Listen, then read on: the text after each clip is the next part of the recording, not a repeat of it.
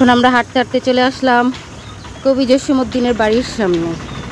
আসসালামু আলাইকুম, সবাই কেমন আছেন? আশা করি সবাই অনেক ভালো আছেন। আমরা অনেক ভালো আছি। তাই ঘুরতে ঘুরতে কোথায় চলে আসলাম সেটা তো অবশ্যই দেখতে পারছেন। আমরা এখন কবি জসীমউদ্দিনের বাড়িতে। এটা হচ্ছে পল্লী কবি জসীমউদ্দিন, যার কবিতা আমরা ছোটবেলায় বইতে অনেক পড়ছি। ও আপনাদের সাথে তো বলাই হয়নি যে আমরা কোথায় বেড়াতে আসছি। আমরা আসলে আমার মামার বাড়িতে বেড়াতে আসছি, আর মামার বাড়ি থেকে একটু দূরে হচ্ছে পল্লী কবি জসীমউদ্দিনের বাড়ি।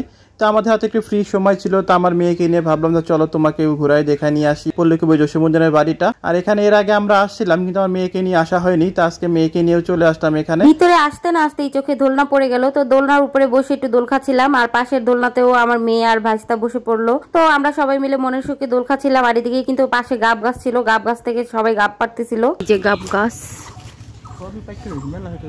অনেক গাব পেকে আছে, একদম মাত্রই গাব পারলো। এটা একটু জসীমউদ্দিনের বাড়ির ভিতর। এখন আমরা গাব খাচ্ছি। এই যে দেখেন, মিষ্টি খান। আমি খাই না।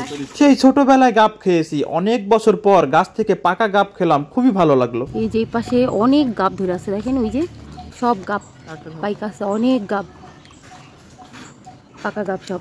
এই যে আরেকটা একদম পাকা। এখন ঈদের পর তো একদমই ফাঁকা, তেমন একটা ভিড় নাই। আর এখন এইসব জায়গায় মানুষ একটু কমই আসে, তেমন একটা আসে না। তবে আগে অনেক আসতো, এখন তেমন একটা আসে না। নকশি কাঁথা কেন্দ্র। এটা তালা দেওয়া কেন? এগুলো তো আগে আগে আগে আরো একবার যখন আসছিলাম এটার ভিতরে গেছিলাম। হ্যাঁ, সবই তো তালা দেওয়া, তাহলে কি দেখবো? কবির সেজো ভাইয়ের ঘর এটা। এই যে আই ছেলেরা আই মেয়েরা ফুল তুলিতে যাই, ফুলের মালা গলায় দিয়ে মামা বাড়ি যাই। আর আপনি এখন মামা বাড়িতেই আছেন। হাঁটতে হইতে যেদিন বাজায় ইলিশ মাছ কিনিয়া আনিতেন, সেদিন আমাদের বাড়িতে আনন্দের উৎস পড়িয়া যাইত। কবি জসীমউদ্দিন। মধুমালা বাসভবন, কত সুন্দর জবা জবা গাছ।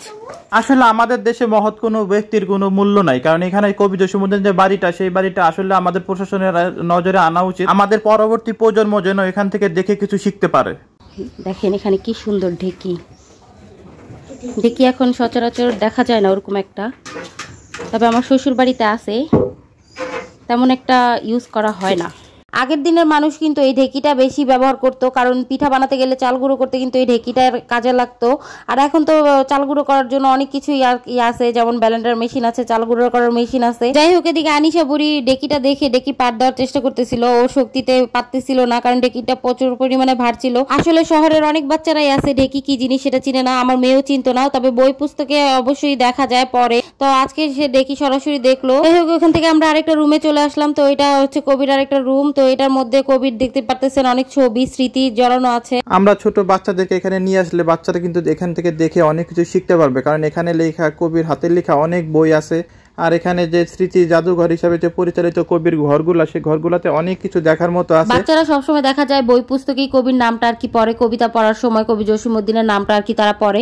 তবে যখন এইখানে ওদেরকে নিয়ে আসা হবে তখন ওরা আর কি বইগুলো দেখে বা কবির পুরস্কার আরো অনেক কিছু ছবি আছে যেগুলো দেখে আর কি অনেক সুন্দর অভিজ্ঞতা অর্জন করতে পারবে। যে এখানেও অনেক বই, অনেক না অল্পই।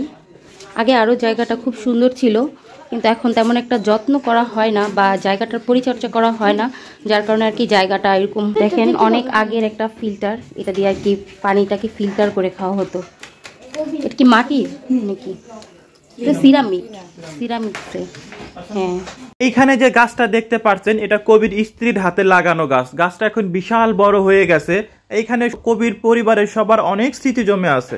কবির ছেলে হাসু ও বাসুমণির স্মৃতিঘর। আসমানি পল্লী কবি জসীমউদ্দিন। একদম ইয়ে হয়ে গেছে, নষ্ট হয়ে গেছে। এই যে ঘরটা খোলা আছে, পালকি ঘর, পালকি ঘর। এখানে বই ছিল অনেক, বইগুলো একদমই মানে ফাঁকা হয়ে গেছে সব। এটা হচ্ছে পালকি ঘর, আর এই তো দেখেন এখানে পালকি। তো পালকিটা দেখে কিন্তু আগের দিনের কথা মনে পড়ে গেল। আগের দিনের বিয়ে হলে কিন্তু নতুন বউকে এই পালকিতে করে নিয়ে যেত। আর পাশে অনেকগুলো মাটির জিনিসপত্র আছে। আসলে এই জায়গাটা বেশি একটা বড় না, তবে জায়গাটা ঘুরলে কিন্তু অনেক কিছুই দেখার আছে, শেখার আছে। তো বাচ্চারা আসলে এখানে আসলে অনেক আনন্দ পাবে, অনেক কিছু শিখতে পারবে। তো আমার ভাসুরের ছেলে আর মেয়েকে, দুই ভাই বোনকে একসাথে যে জায়গাটা ঘুরে দেখালাম, ওরা আসলে অনেক কিছু শিখতে পারছে এই জায়গাটা থেকে। তো এখানে কিন্তু সবাই মিলে আর কি ঘোরাফেরা শেষ করে তারপরে বাইরের দিকে চলে যাব। তো এই তো আমরা লাস্ট পর্যায়ে চলে আসছি, আর বেশিক্ষণ থাকবো না এখানে। আর প্রচন্ড গরম লাগতেছিল, প্রচুর পরিমাণে রোদ ছিল যেহেতু। তো এখান থেকে ঘুরে আমরা বাহিরে বেরিয়ে তারপরে চলে যাব মামার বাড়িতে। তো আজকে এই পর্যন্ত এখানেই বিদায় নিতেছি। সবাই ভালো থাকবেন, দেখা হবে পরবর্তী ভিডিওতে। আল্লাহ হাফিজ।